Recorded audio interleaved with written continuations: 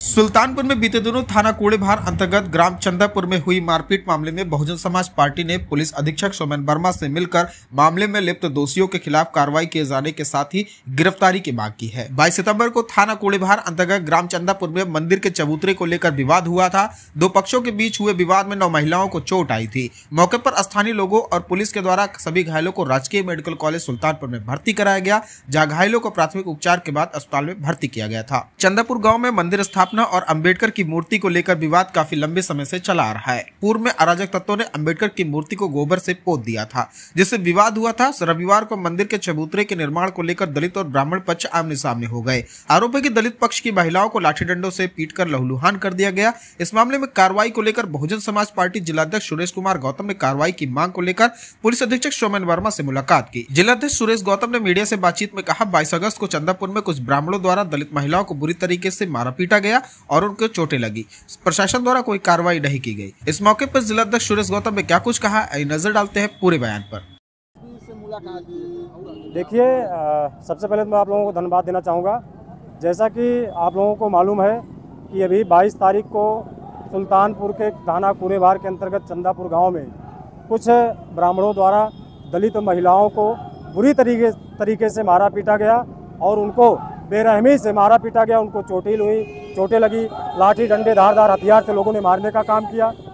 आज उसी मुद्दे को लेकर के हम लोगों ने एसपी साहब से मिल करके, चूँकि जो हमको जानकारी हुई कि वहाँ पे शासन प्रशासन के या पुलिस प्रशासन के द्वारा कोई कार्रवाई अभी तक नहीं की गई है, जिसको संज्ञान में लेते हुए हम लोग अपने जनपद सुल्तानपुर के हमारे सीनियर कोऑर्डिनेटर्स भाई माननीय सर्वेंद्र अम्बेडकर जी, माननीय पूर्व मंत्री त्यागी जी को और हमारे दर्शन अम्बेडकर जी, हमारे तमाम पदाधिकारी साथियों के साथ मैंने एसपी साहब से मिल करके संवैधानिक तरीके से उस प्रकरण को संज्ञान में लेते हुए उचित कार्रवाई, त्वरित कार्रवाई करने के लिए हम लोगों ने आह्वान किया और उनसे निवेदन किया।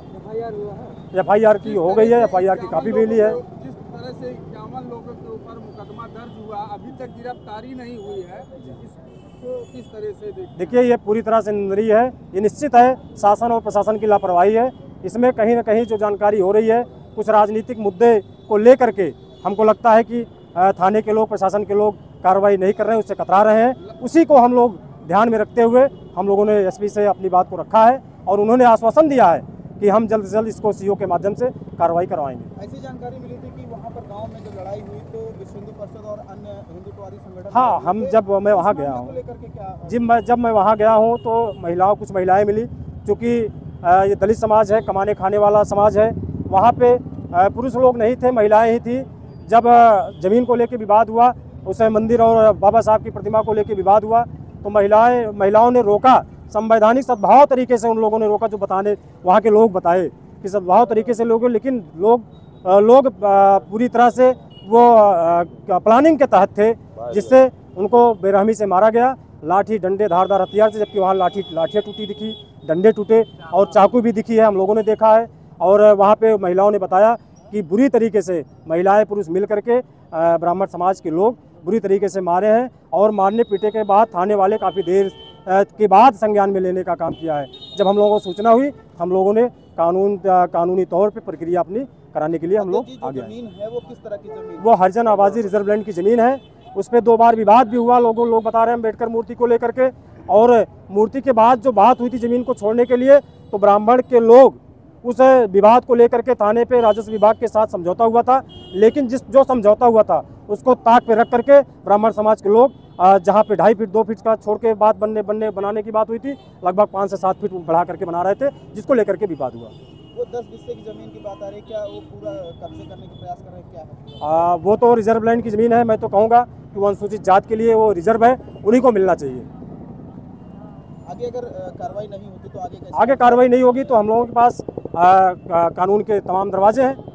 हमने थाने से कहा, SO से कहा, CO से कहा, आज कप्तान से मिला हूँ, नहीं मिलेंगे इसके बाद IDGI से मिलूंगा, मुख्यमंत्री पोर्टल पे जाऊँगा।